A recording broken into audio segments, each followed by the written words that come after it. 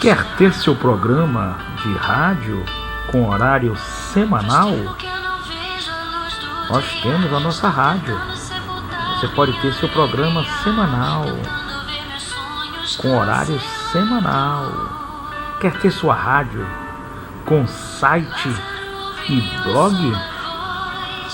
Igrejas, pastores e pastoras têm sua rádio com site e blog, com bandas bonitas, ouvintes ilimitados, auto DJ 24 horas no ar, gravado ao vivo, programas agendados com horário certo, áudio ilimitado, vídeos gravados e ao vivo. Tem a sua rádio com seu blog e com seu site. Igrejas, escolas, sindicatos, federações, associações culturais de bairros, profissionais, comunidades, diretórios acadêmicos, jornalistas. Rádio AM e FM pode ter sua rádio com seu blog, online também. Venha participar desse nosso grupo de comunicação. americaweb.minharadio.fm. Venha participar. Temos uma rádio só evangélica, www.evangelica.minharadio.fm. Quer ter sua rádio com site e blog? Universidades, faculdades, diretórios acadêmicos, jornalistas, estudantes de jornalismo. Venha participar. 24 horas no ar, ouvintes ilimitados no mundo todo, online. Programas agendados, site lindo, rádio, vídeos ao vivo gravados, blog, toda essa estrutura. Venha ter sua rádio conosco.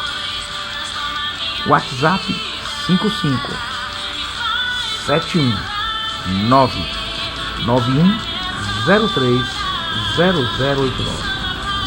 É só chamar no WhatsApp 55 71 991 03 0089. 5571 991 03 0089.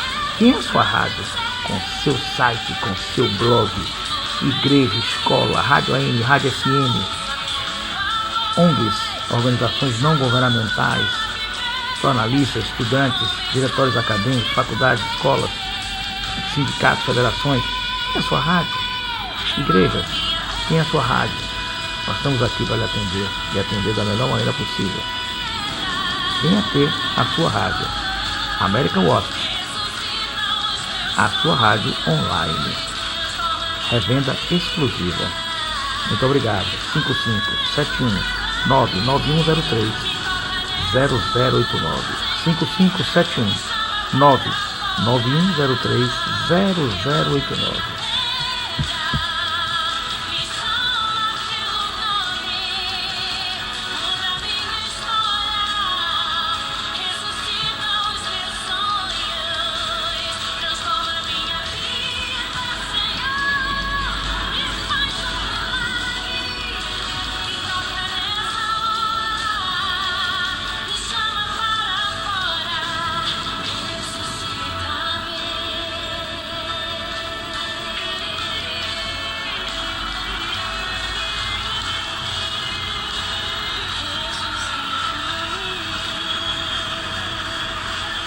E aí nós estamos falando aqui no 473. Vamos fazer uma pequena recapitulação, que nós estamos agora com a transmissão ao vivo também para outro canal, né? Então vou fazer de novo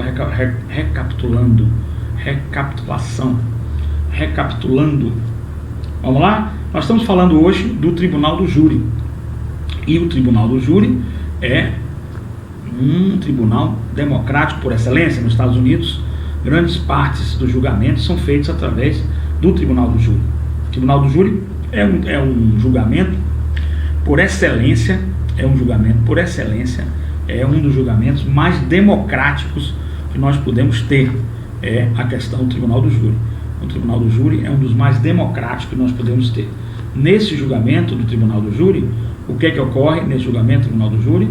Ocorre que crimes dolosos contra a vida, ou seja, aqueles crimes praticados, crimes dolosos contra a vida, que há intenção de matar, que há intenção de matar, de tirar a vida, ou assumir o risco de produzir o resultado morte, nesses crimes dolosos contra a vida, em que há essa intenção, há esse desejo, ou assume-se o risco, nós vamos ter que a competência é do tribunal do júri. Essa competência é uma competência constitucional. É bom que a gente saiba, a gente está dando uma pincelada aí sobre o tribunal do júri, e estamos falando sobre o tribunal do júri para toda a sociedade. Toda a sociedade tem que compreender o que vem a ser o tribunal do júri, e todos têm que saber que o tribunal do júri é o mais democrático possível, o instituto mais democrático. Por quê? Porque 7 jurados leigos do povo, 7 jurados leigos do povo vão decidir a vida daquele réu, se é condenado ou se é absolvido, ou se é condenado. E então temos que ter uma base, já que nós fazemos júri simulado nas faculdades, é feito o júri simulado, eu faço em todas as minhas turmas, então, porque eu leciono penal também, psicologia jurídica, psicanálise jurídica.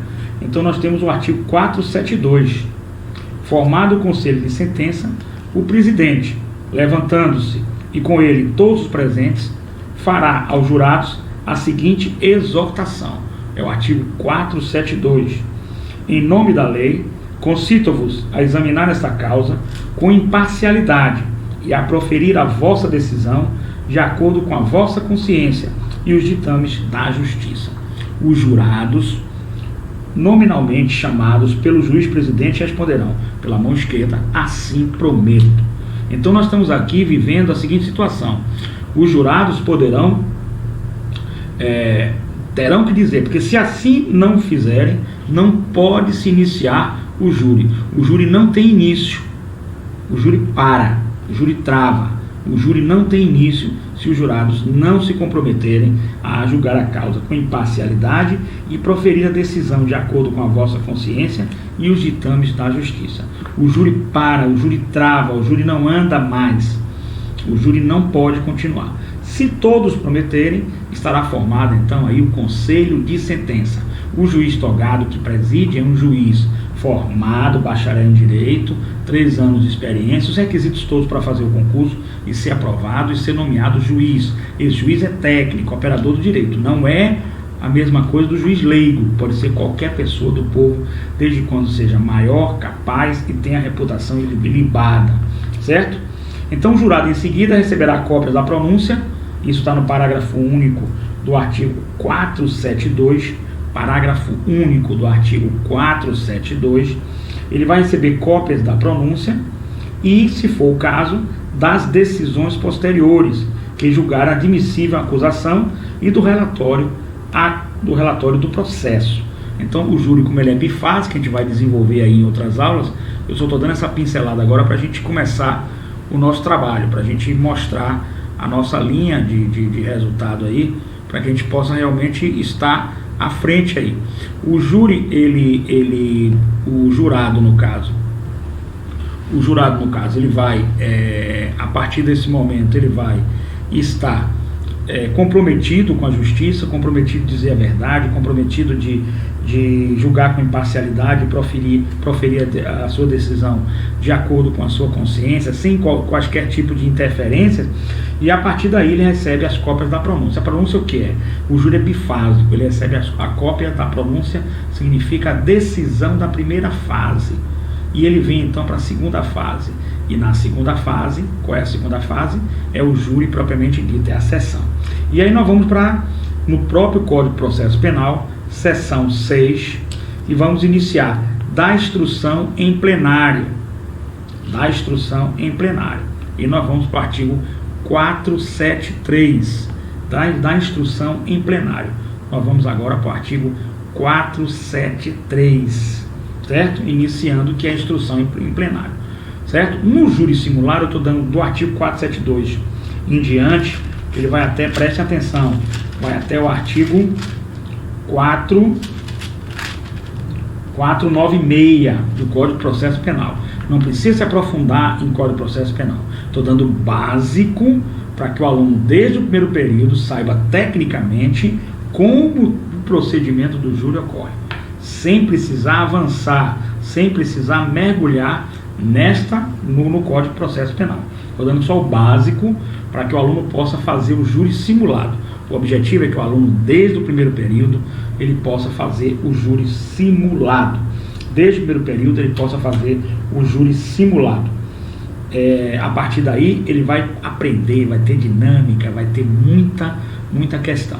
Existe uma decisão aí que eu gostaria que todos pesquisassem, já falei nela, eu não sei de que tribunal é.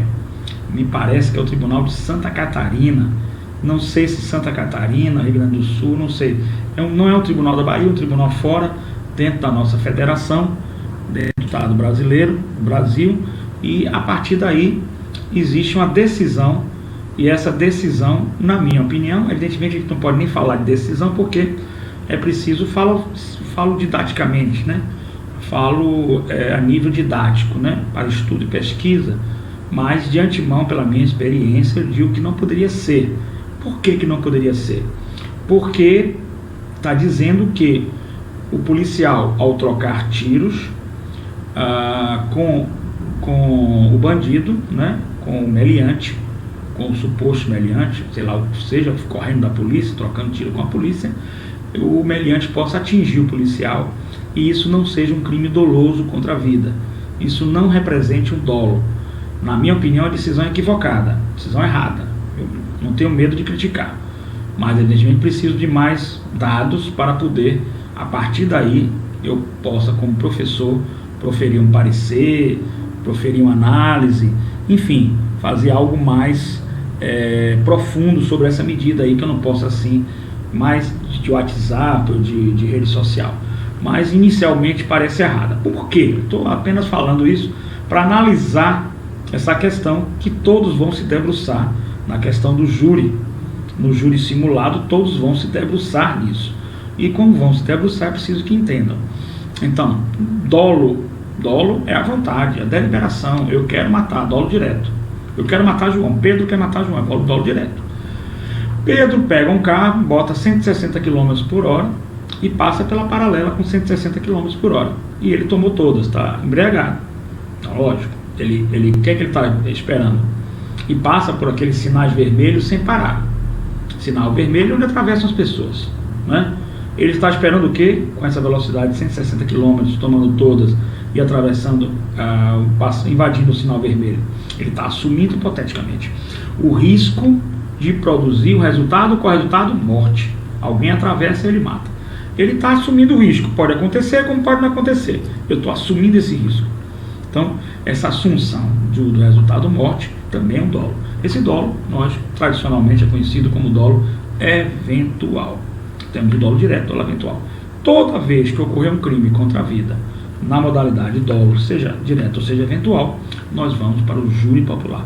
Então, isso será para a vara vem para a vara especializada, né, do júri popular, do tribunal do júri, que na minha opinião, sou apaixonado pelo júri, é o mais democrático dos julgamentos, porque 7 jurados leigos vão tomar aquela decisão, e é muito importante que a gente tenha essa ideia dos jurados leigos tomando a decisão. É muito legal, muito bom que a gente possa saber isso aí e possa realmente produzir esse julgamento com 7 jurados leigos. Que fantástico, né? 7 jurados leigos tomam essa decisão. Então, maravilhoso, muito bom o júri, o tribunal do júri. Pode ser aperfeiçoado? Pode ser melhorado? Pode, mas não pode ser extinto jamais, até porque é uma previsão constitucional, certo? Pode ser ampliado. Então, veja só. Então, dito isso, como é que pode um bandido estar trocando tiro com a polícia? Esse bandido troca tiros com a polícia. E a partir do momento em que ele troca tiros com a polícia, ele tiro para cá, tiro para lá, um tiro do bandido acerta o policial e vem a óbito. Ou ele teve o dolo direto, ou ele teve o dolo indireto. No caso desta morte, Em tese, seria, em tese, cada caso é um caso, tem suas especificidades, e a gente também não pode fazer o julgamento desta maneira, mas em tese eu posso afirmar que seria dolo, seria júri. Quando é que seria culposo? Na hipótese de existir imperícia, imprudência e negligência.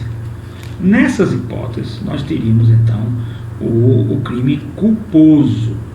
O crime culposo é um crime que ocorre nas hipóteses de imperícia, imprudência e negligência, certo? Vamos lá então.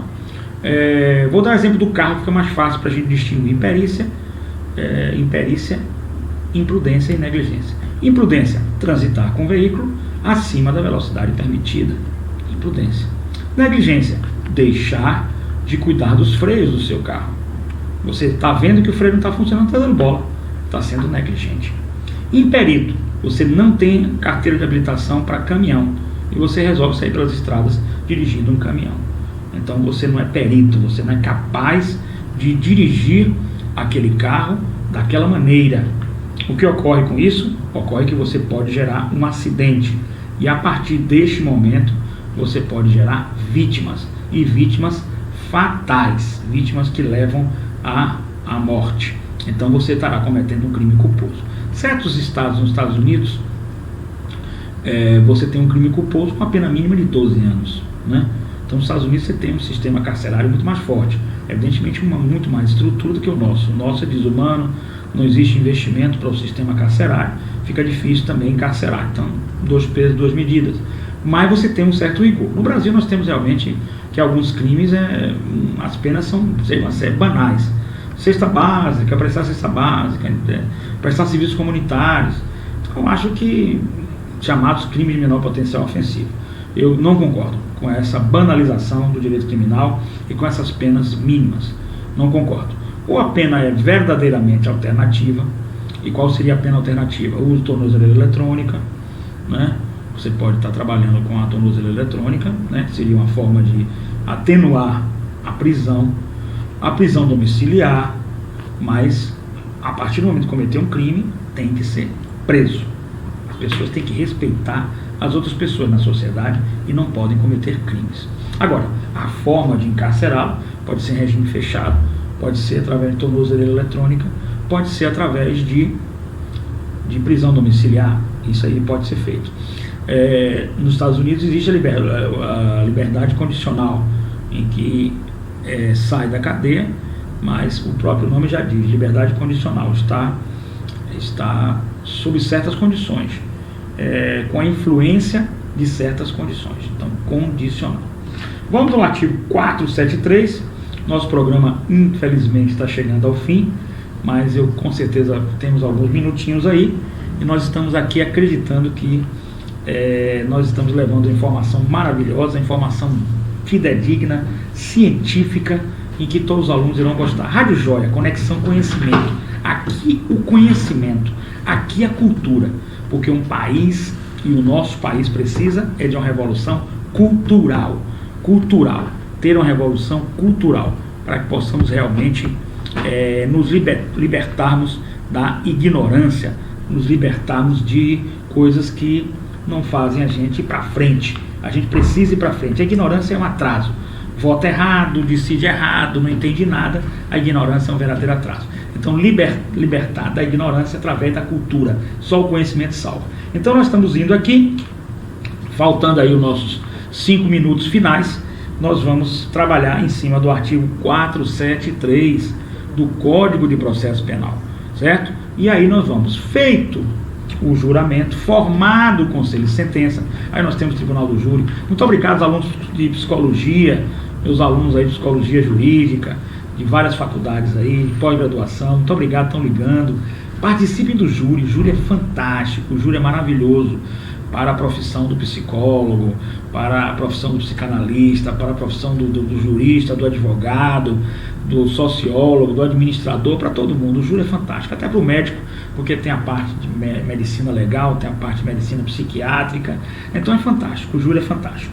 Então nós estamos agora no artigo 473 e vamos, depois disso, vamos continuar essa série de aulas, Vou marcar aqui, a gente vai continuar, inclusive não vai dar hoje para a gente concluir o artigo 473, nós vamos continuar a partir do artigo 473. Prestado o compromisso pelos jurados, será iniciada a instrução plenária quando o juiz presidente, quem é o juiz presidente? Vamos recapitular? Recapitulando, vamos recapitular? Recapitular. O juiz presidente é o juiz, um bacharel em direito, formado, né, em direito, certo? Que prestou o seu concurso, 3 anos de experiência, todas as fases do concurso, e é um funcionário do Estado, né? É um servidor, um agente público, né? Um agente político, né? Falando mais tecnicamente, direito administrativo. Então, ele é um juiz togado. O juiz togado tem conhecimento técnico? Sim. Então, o juiz togado não é juiz leigo. Ele preside, é um juiz mesmo de direito, um juiz ligado ao Estado. Os outros sexos são o quê? Juízes leigos. Então, quem preside aqui, que vai ser o nosso juiz presidente, é o juiz togado. Depois nós temos o Ministério Público, já tínhamos falado de assistente, agora vamos novamente falar de assistente. O assistente de acusação é aquele que é nomeado pela vítima, se sobrevivente, ou por seus familiares. Então o que acontece? Esse assistente de acusação, que é nomeado pela vítima ou por seus familiares, esse assistente de acusação, ele vai ajudar o Ministério Público. E novamente eu vou fechar aqui repetindo isso aí para vocês, para que não haja dúvida. O Ministério Público, muita gente pensa Ministério Público e faz uma taxação errada, errônea. O Ministério Público seria órgão de acusação. Não. Em tese, pode ser órgão de acusação, porque o Ministério Público é custo legis, é fiscal da lei, é dominus litis, é dono da ação penal. Então o Ministério Público, quando ele julgar que a parte é culpado, quando ele entender que é caso de acusação, que é caso de condenação, ele vai se tornar o órgão de acusação. Quando ele entender que é órgão de que é caso de absolvição, ele vai pedir absolvição junto com a defesa. É preciso que entenda isso. Mas em tese, e quando o Ministério Público oferece a denúncia, ele está na visão dele, tem gente que pode estar errado, equivocado, logo seja, não estou dizendo que esteja certo, mas na visão do Ministério Público ele se torna órgão de acusação, porque ele está querendo a punição, querendo a condenação do réu. Então ele se torna órgão de acusação, acusatório. Então ele vai lá e acusa. Aí você tem um assistente de acusação. Quem é o assistente de acusação? O assistente de acusação é aquele que é nomeado pela família da vítima, quando a vítima vier a falecer, ou pela vítima quando sobrevivente a um ataque, a uma ofensa à sua vida, à sua integridade, uma tentativa de homicídio, por exemplo. Esse assistente de acusação, como a família não tem o chamado ius postulandi, ou seja, a capacidade postulatória, ele vai ter que nomear um advogado. O advogado assistente de acusação trabalhará junto do órgão de acusação, o Ministério Público, caso esse órgão tenha oferecido a denúncia, caso esse órgão esteja disposto a acusar. Ele será o assistente de acusação. O assistente de acusação, ele não pode funcionar sozinho. Ele precisa estar funcionando ao lado do Ministério Público. Certinho? Então nós vamos lá, que serão tomadas as oitivas. O que são oitivas? Oitivas são ouvidas. Eu vou ouvir as partes. O juiz presidente vai fazer a mesma coisa, vamos lembrar? Júri é bifásico. A mesma coisa que foi feita na primeira fase. Na primeira fase, a mesma coisa feita na primeira fase, vai ter agora na segunda fase. Na segunda fase, o que é que vai ter? É ouvir tudo de novo. Ouvir todas as partes. Então, essa oitiva vai ser tomada sucessivamente e diretamente. Então, note aí, eu vou parar por aqui. O sistema se tornou igual ao americano, Koskova. Nosso sistema brasileiro no júri, em que você não precisa mais fazer a pergunta, por exemplo, Koskova é o juiz. Eu fazia a pergunta a Koskova, para Koskova perguntar a testemunha. Seu americano é direto. Eu, advogado, pergunto direto a testemunha no júri. Bacana, né, Koskova? Legal, né? E o Ministério Público também pergunta direto. O juiz também pergunta direto. Então não há aquela coisa chata de perguntar o juiz fazer ou repetir a sua pergunta ou refazê-la com outro sentido. Então você, advogado, você, Ministério Público, faz diretamente a pergunta à testemunha. Essa modificação trouxe muita igualdade no Código de Processo Penal com o que é o modelo americano. Até nos filmes você vê isso, né, Coscova? Certo? Você vê aquela questão daquele júri aquele júri que ocorreu de Emily Rose, o júri famoso, não foi, Coscova? E outros júris que nós temos aí, que são diretamente a pergunta à testemunha. O advogado faz diretamente a testemunha. Nós estamos no artigo 7.3, vamos continuar a dar sequência a essas aulas, para que quando os senhores e senhoras já comecem o período, já se preparem para o júri simulado. Nós fazemos na faculdade a audiência de instrução, que também faz parte do rito, é a primeira fase do rito, e nós fazemos a sessão propriamente dita. E o nosso amigo Coscova vai ser o nosso convidado para ser jurado nesse semestre em várias turmas. E eu darei um certificado a ele, enorme, grande, bonito, de botar na parede, de que ele foi jurado, evidentemente, no júri simulado. Não, Coscova? Pode ser jurado de morte, mas não será. Será no júri simulado, nosso amigo Coscova. Aqui nós temos que agradecer a Psiclin, que é a psicanálise clínica, faz um trabalho excelente, pertencente aí, que está acoplada também à Igreja Mundo de Deus. Agradecer também à Igreja Mundo de Deus por essa oportunidade de estar sendo um dos nossos mantenedores aqui da rádio, que está apoiando.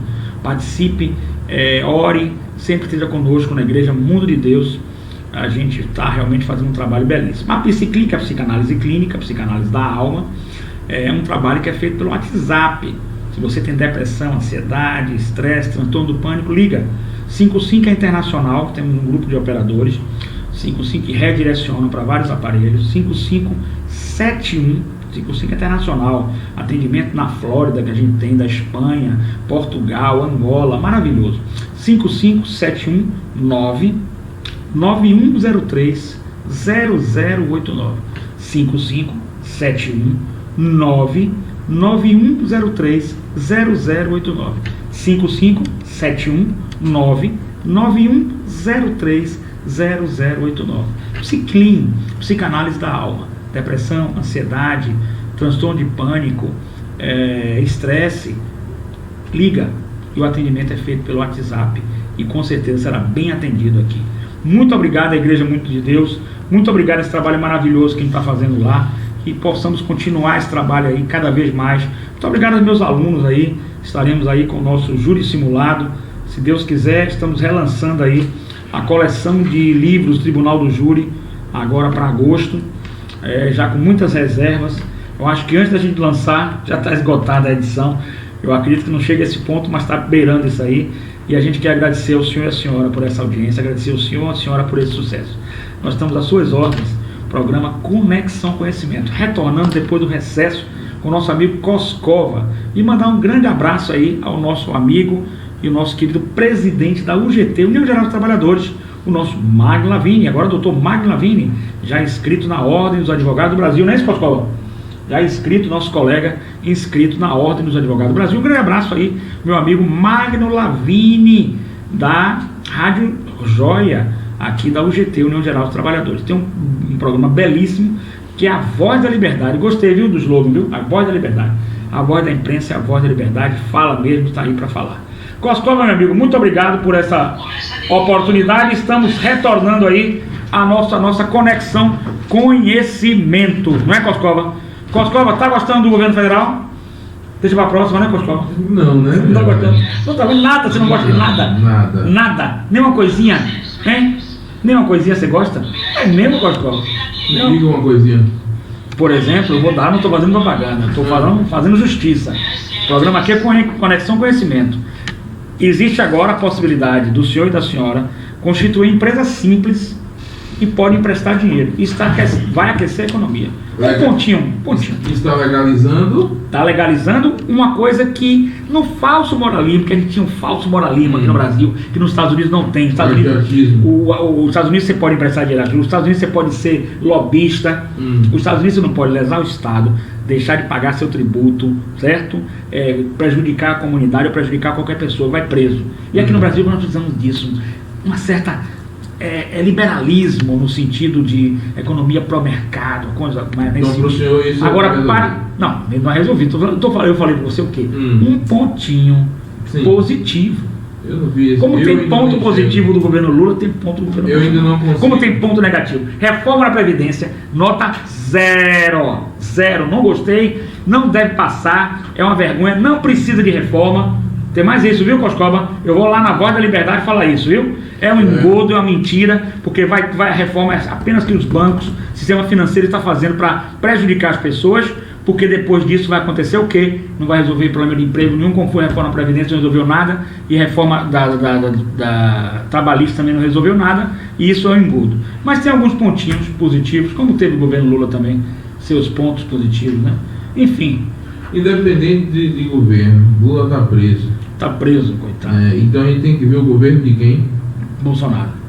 Para mim não fez nada e nem vai fazer. É mesmo, Coscoba? Agora, não. É sério? Eu estou errado. Quer saber em quê? Sabe em que eu estou errado?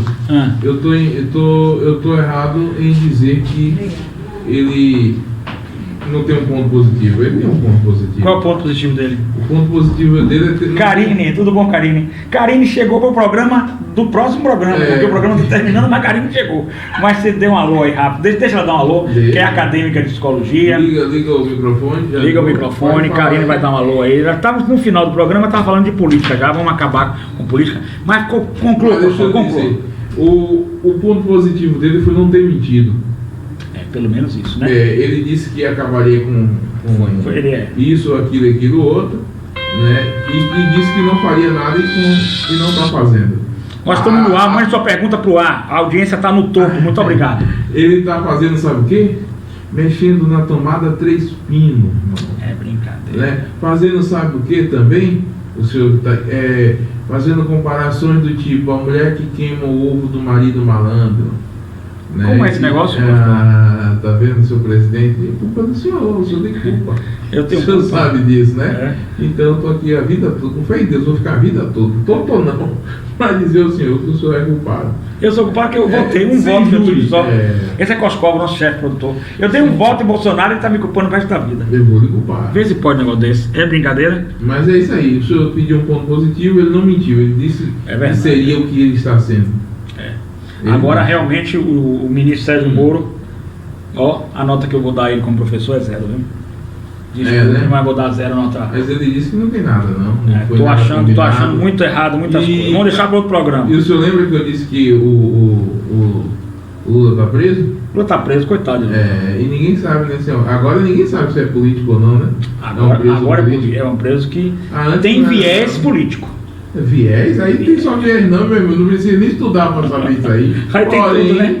Tem tudo. Eu disse ao senhor também que cada vez mais o direito perde força por causa dessas pessoas aí. É verdade. Juízes, promotores desse tipo, que aí você não sabe nas mãos de quem você está. Aí quem está batendo palma, não, eles estão certo, amanhã pode ser você lá no lugar. É verdade. A segurança jurídica. Coscoba tá falando uma coisa muito boa, né? Porque o chefe não que eu estou apoiando, viu? Geralmente eu apoio o chefe, né? Lógico, né? Tem que apoiar o chefe, né? Aqui o chefe tem que apoiar o chefe. Mas eu tô brincando. O Coscoba tá falando uma coisa certa e séria. A segurança jurídica, aquilo que dá em Francisco, tem que dar em Chico. Então, o presidente Lula tem que ser respeitado os seus direitos, assim como tem que ser respeitado os direitos do cidadão mais simples que tenha na esquina. Assim é na Europa, assim em países sérios. O Brasil não pode deixar uma injustiça em qualquer parte do mundo, ela ameaça a justiça em toda parte do mundo. Martin Luther King, gostou? Então, a injustiça, se houver injustiça com Lula, pelo nós temos vendo aí, um juiz conduz o processo com o Ministério Público, se confirmado isso, se forem verídicas, depois de apuradas e periciadas, evidentemente, nós estamos diante de um caso escabroso na justiça que deve ser tomada alguma providência, não sei qual. Aí o senhor me diz também, a gente está no júri aqui, né? A gente está no júri aqui. Me diz também. Filma a Karine que ela vai falar agora de um assunto importante. A psicologia humana, cabeça humana. O senhor me diz também, ela está na câmera já. O senhor me diz também que o cara daquele diz que é normal e eles estão preocupados agora em saber quem hackeou. Quer dizer, o fato de ter sido hackeado anula o que tem lá dentro? O conteúdo da conversa? É uma questão para ser discutida.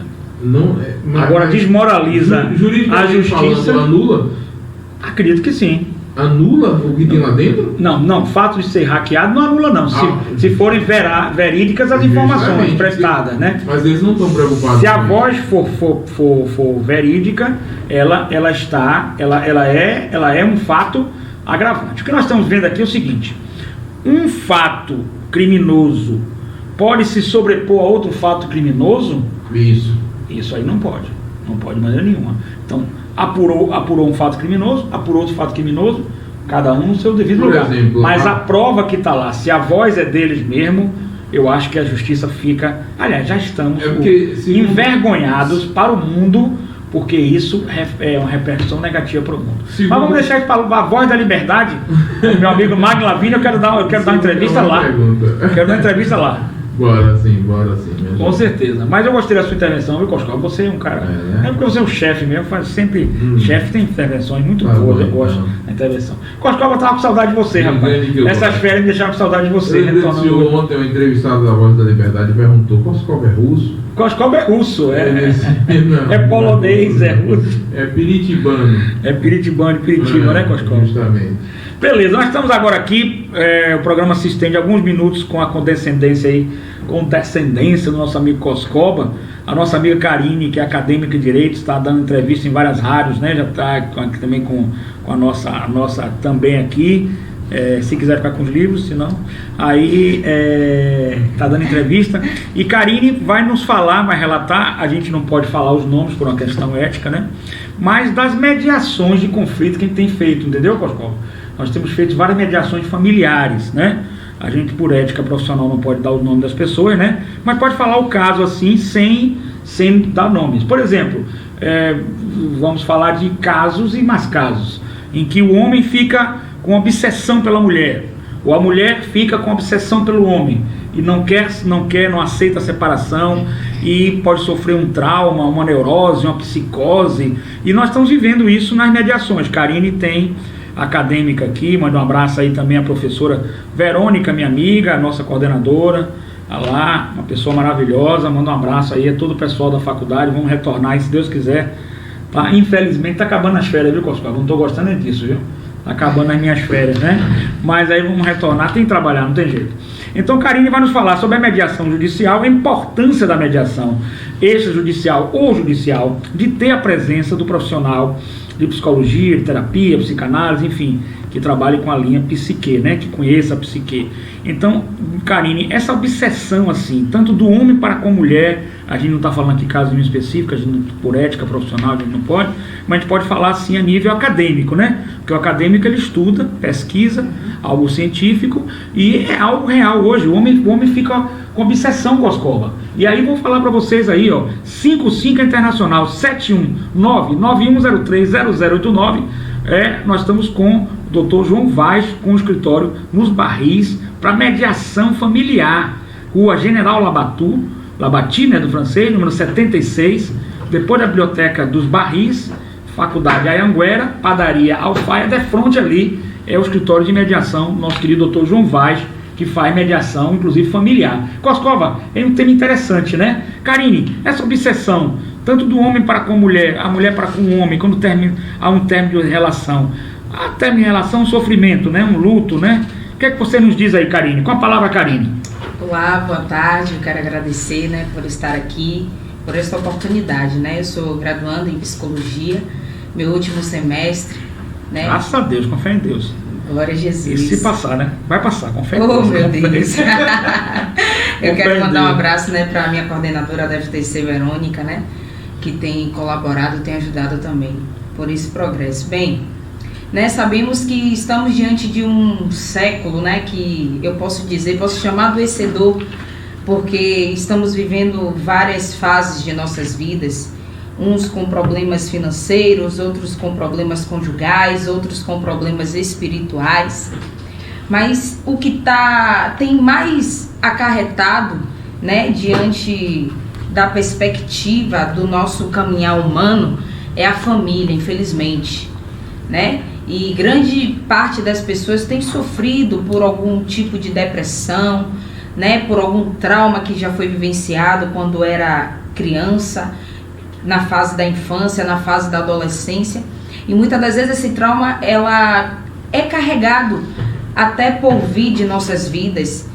E muitas das vezes as pessoas não procuram um atendimento, um acompanhamento psicológico para poder tratar, né? Ter um acompanhamento, uma ajuda psicológica, porque é necessário, né? E vimos hoje, como o nosso doutor Martinez falou, que há muitas mediações entre famílias que não entram em um acordo, famílias que não sabem sentar para poder conversar em referente a uma situação que tem passado na sua vida. E muitas das vezes eles não aceitam o final desse relacionamento, né? Causando até mesmo uma dependência emocional, uma dependência, ali muitas das vezes não é nem dependência financeira, mas sim emocional, né? Que essa mulher, que esse homem possui, e podendo levar à morte, podendo levar também a suicídio, a cárcere de privado, a opressão. E aí estamos aqui para poder ajudar, né? Intermediar de alguma forma, porque o psicólogo, eu costumo dizer que ele intervém, ele vem para poder ajudar, né? Tem um intermédio para poder auxiliar esta família que está passando por algum transtorno, que não está sabendo como resolver esse conflito, né? E juntos vamos conversar, né, para chegar a um imediato consenso. Porque sabemos, queridos, que na briga, na discussão, no conflito, nada disso se resolve, né? Por isso que tem um advogado, por isso que tem um psicólogo, para poder estar te ajudando nessa situação, né? E em termos dessa dependência, tem maridos que são psicopatas, né? Tem mulheres que também são psicopatas, né? Que fica nessa dependência, que não se vê mais sem esse homem e acredita que é por amor. Não é amor. O amor, ele não se torna um tipo de doença, porque eu costumo dizer que ama, ele não vai ferir, não é isso? Quem ama, ele sempre quer o bem do outro. Então, causando esse tipo de transtorno, a depender do grau, né, que chega a um surto. Tem mulheres também que surtam, não quer, se o homem não estiver com ela, não vai poder estar com mais ninguém. Então é algo que precisa de uma ajuda, um acompanhamento psicológico, né? Ela pode perseguir também, Karina? A mulher também pode perseguir o homem, né? Sim, e vice-versa, né? E na verdade, todo mundo é ser humano, né? Na verdade. Não pode fazer uma questão de gênero, porque não tem sentido isso aí. Psicologicamente, nesse sentido, eu acho ridículo. Eu acho que todos são seres humanos. Tanto que o homem pode fazer, a mulher também pode, né? Sim. Isso vai depender, né, de como chegou a essa situação, né? De como se deu essa situação, porque tem muitos relacionamentos que são opressores, né? E muitas das vezes as mulheres se colocam em uma devida situação, um devido lugar, que aceita isso, mas quando chega em um momento que não aguenta mais, aí quer terminar, não dá mais para ela, e o homem, né, pelo fato de já ter dominado, né, aquela situação, eles não aceitam muitas das vezes o término. Isso ocasiona tanto para a parte masculina quanto para a feminina também. Eu tenho visto também casos de mulheres também que ficam obsessivas, mulheres que ganham bem, ganham muito mais do que o homem, tem um status quo mais elevado até do que ele, né? Mas que cria uma certa obsessão. E a grande pergunta nossa aqui é o seguinte: se você vê a possibilidade de existir um surto que possa ocorrer um crime? Vê a possibilidade? Possa ocorrer um crime da mulher, uma mulher obsessiva pelo homem, ela pode matar também, não é? Sim, com certeza. Ela chega ao ponto de fazer coisas que quem nunca conheceu, na verdade, às vezes a gente acha que conhece aquela pessoa, mas diante de uma situação que ela se encontra, né, de um surto, de uma neurose, ela faz coisas terríveis que você até mesmo imagina que ela nunca poderia fazer, né? Tem mulheres que chegam ao ponto de rastrear o homem, tem mulher que chega ao ponto de seguir o homem, né? E pratica inúmeros de de coisas terríveis. É verdade. Como eu havia dito, se não for ficar com ela, não vai ficar com mulher nenhuma, né? E ainda tem aquela questão que tem mulheres, né, pelo fato de se sentir com baixa estima, né, o complexo da inferioridade, de acreditar que não pode conseguir se relacionar mais com outra pessoa e só acredita que tem que ser aquele homem. Muitas das vezes acontece isso também, o medo, né, de entrar em outra relação. Isso acontece muito e às vezes a mulher ela se prende àquilo e faz do homem, né, um objeto, né, o seu boneco, o seu objeto, para poder ter ali sempre ao lado, estar sempre ali consigo. Está surgindo até uma pergunta aqui, uma mulher que está fazendo a pergunta, ele ganha 10% do que ela ganha muito bem, está com uma condição financeira muito boa, mas está inteiramente assim, fixada nele, né? Vamos falar a palavra fixada. E o que é que ela pode fazer aí, no caso, Karine? Bem, primeiramente eu aconselho, né, procurar um acompanhamento, né, procurar uma ajuda, né, porque diante dessa situação já tem, né, essa separação, apesar que ele ganha menos e ela ganha mais. Então, quer dizer, ela é independente, não precisa dele financeiramente. Não precisa dele financeiramente, mas há uma dependência, né, emocional, né, provavelmente ela se apegou a algo emocional, né, da parte dele. E assim, por mais que ela seja independente, não queira, mas a mulher não vê essa questão. Se for possível, ela paga mundos e fundos para poder ter esse homem do lado dela. E não quer largar ele, não quer deixar ele. Se for possível, ela faz de tudo. Banca ele até onde não der mais. Mas quando o homem ele não aceita, quando o homem ele não quer, não quer. As pessoas também têm suas liberdades, né? Sim. E essa liberdade tem que ser respeitada. Agora a pergunta que está fazendo aqui o ouvinte, se essa dependência emocional tem alguma coisa a ver com sexo. E aí, tipo, falar seriamente, não vai falar, né? Caso de que a mulher fica obcecada pelo homem, seria aquele homem assim, bem, né? Sexualmente atrativo, pode ser, Karine, psicologicamente? Tudo indica. Pode ser, né? Com certeza. Assim, por exemplo, obviamente eu sei que ele é um bom pai, um bom marido, né? Casado e tudo, mas o Koskov é um cara que, né, Koskov? É bonito, é simpático, né, Koskov? E aí, eu acho aí, a mulher pode ficar apaixonada, não pode não? Tem a questão, né, do feitiço, né? Do fetiche, né? Que é assim, dos gordinhos, você pode ficar, né? Aí tem essa parte também sexual, né, Karine? Tem, pode acontecer também, né, que tem mulheres que, né, se identifica, né, da forma como o homem ele pode agir, da forma como o homem ele pode emitir durante uma relação sexual íntima, né, até mesmo que ela nunca vivenciou, isso pode acarretar sim também uma dependência nesse contexto. E aí quando ela perde assim o controle emocional e fica atrás dele assim, chega ao ponto de não deixar ele sair de um local, por exemplo, só uma ideia assim hipotética, ou fica perseguindo ele atrás, como também o homem pode entrar nessa situação, aí nós podemos falar de uma neurose, né? Sim, ainda mais nesse caso, né, que como ela por ser uma mulher que é independente, ganha mais do que ele, né, e ela vai se ver, na verdade, eu não vou nem dizer se achar, porque achar é uma colocação de dúvida, ela vai se ver nessa forma que ela quer ter o controle de tudo, ela quer ter o domínio de tudo, e é do jeito dela, ela faz do jeito que ela quer, se for possível ela querer fazer um escândalo, ela faz, se for possível ela querer chamar atenção em um determinado lugar, faz sim, não sem vergonha nenhuma, né, e ela vai fazer tudo da forma que ela acreditar que ela deve fazer, né, para mostrar que ela tem um controle daquela situação, que ela é mulher e tem que ser também da forma como ela quer. É uma coisa muito delicada essa situação, né? E no caso você aconselharia qual tipo de abordagem para esses casos?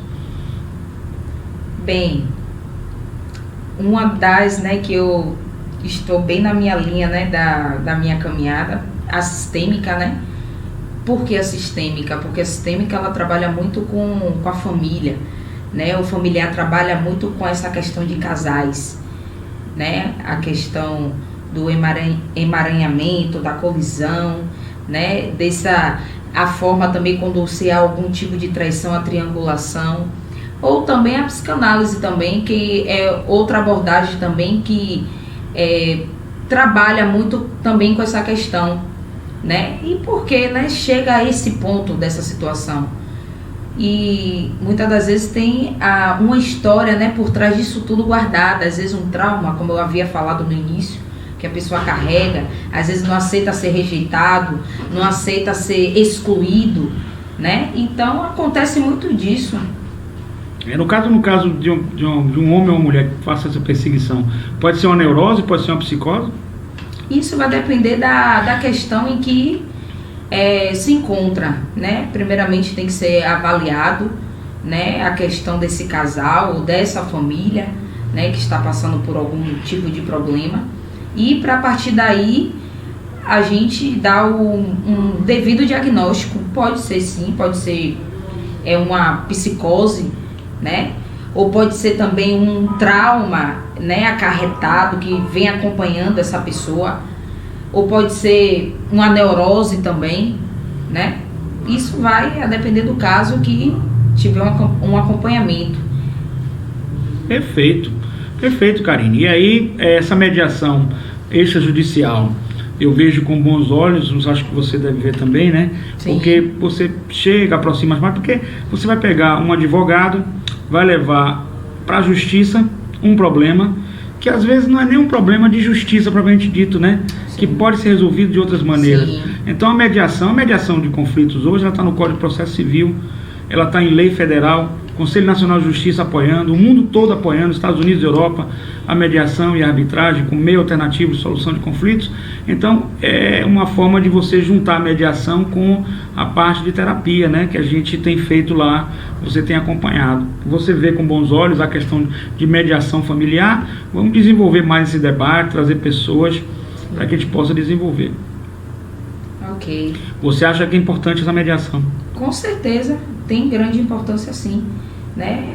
Tem famílias, né, que não tem até uma devida orientação, né, que tudo tem que ser resolvido na justiça. Não, acredito que antes tem que haver um diálogo, né? Antes de tudo mais tem que haver uma conversa, um acordo, um diálogo. É necessário, porque eu costumo dizer, se começou bem, por que não terminar bem? Né? Se logo no início começou tudo bem, conheceu, conversou, teve um momento de se encontrar, e por que também quando termina uma relação não pode também conversar, não pode entrar em um acordo, em um consenso? Aí muitos podem até chegar para mim e dizer, mas não, com essa pessoa não existe acordo, com aquela pessoa não tem acordo. Tem sim acordo, a partir do momento quando a gente até mesmo se coloca em uma posição em aceitação, né, em concordar. Principalmente quando tem filhos, a gente tem que pensar muito nessa possibilidade, porque os filhos também acabam sendo vítima dessa situação, também pode estar gerando também algum tipo de trauma psicológico nessa criança. E a gente sempre tem que pensar primeiramente em nossos filhos, né, na criança, né, que está ali dentro, no meio daquela família. Perfeito. Muito bom, estamos com Karine aqui, está se formando em psicologia, vai continuar com a nossa linha, nosso programa aqui é Conexão Conhecimento. Pode trazer colegas, professores, trazer a linha aqui, o nome já diz, né? Conexão Conhecimento. Aqui a gente trabalha com conhecimento, com cultura, com a disseminação das pesquisas, dos entendimentos, das doutrinas, principalmente dessa área de direito, área de psicologia, antropologia, sociologia, filosofia. Estamos aí com a mediação de conflitos, né? Nosso apoiador aí, Dr. João Vaz, o mediador de conflitos extrajudicial, na rua General Labati, no Barris, número 76, Biblioteca dos Barris. Logo depois tem a Faculdade Anhanguera, logo depois tem a Padaria Alfaia, de frente. Ali nós temos o escritório João Vaz, Dr. João Vaz, que faz a mediação de conflito. Está com problema de conflito familiar, procura a gente, conflito empresarial, outro tipo de conflitos dentro da esfera do direito civil, mas principalmente familiar, que hoje em dia nós precisamos ter com que a mediação faz um termo final, faz um acordo e simplesmente a gente termina a mediação, termina aquela briga e cada um segue seu caminho em paz. Não tem dinheiro nenhum que pague a paz da gente, né? A paz interior. E as demandas judiciais, o próprio estudante de direito já está aprendendo que a mediação, a conciliação é o caminho do direito também, e não ser tão demandista. Quando eu terminei a faculdade, há alguns anos, eu era muito demandista. Tudo botar na justiça, tudo botar na justiça. Só que a justiça não suporta em nenhum lugar do mundo. Então, por isso que surgem os meios alternativos de conflitos, que são a mediação, a conciliação. E aí nós estamos lá, na Rua General Labati, número 76, ali nos Barris, Biblioteca Central, logo depois Faculdade Anguera, Padaria Alfaia, logo de frente ali, o escritório do Dr. João Vaz, para fazer essas mediações de conflito. E nós estamos aí atendendo com a equipe multidisciplinar, com estudantes, com acadêmicos, com profissionais, para lhe atender e lhe servir. Grande abraço, até o próximo programa, se Deus quiser. Conexão Conhecimento, toda quinta-feira às 15 horas. Estamos aqui com vocês. Grande abraço, queridos. Até o próximo programa. Muito obrigado por sua audiência. 55-719-9103-0089. Vamos continuar o trabalho de júri. E Karine já está convidada. Nós vamos ter júri em várias faculdades, viu? E você vai ser jurada, vai participar, porque é importante o júri ser transdisciplinar, né? Sim. É muito importante, porque tem muitos aspectos aí de psicologia que a gente precisa trabalhar. E até nossos colegas que operam no direito acabam ficando, o direito é um pouco, né, pesado, neurotizados às vezes, viu? Precisa muito desse apoio aí psicológico. Sim. E quiçá também um apoio espiritual, um apoio de Deus, um apoio de Cristo também, que é muito importante. Muito obrigado, até o próximo programa, Igreja Mundo de Deus. Grande abraço ao nosso presidente Magno Lavini, da União Geral dos Trabalhadores, agora já advogado, doutor Magno Lavini, e o programa A Voz da Liberdade. Esse aí eu vou, viu? Já disse a Coscova, esse programa que inaugurou lá na Cultura. E Cultura e Sociedade, me parece, né? 2 rádios. Um abração, queridos. Até o próximo programa, se Deus